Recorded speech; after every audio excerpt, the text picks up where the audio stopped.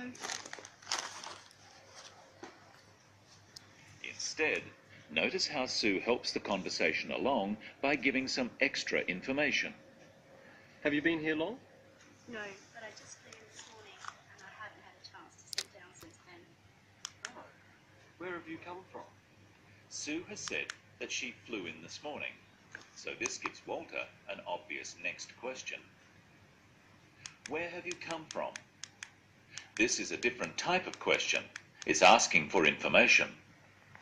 Questions beginning with where, when, what, why, who are all questions asking for information. Notice the difference between where have you come from, meaning where did you fly from, and where are you from, meaning what is your nationality.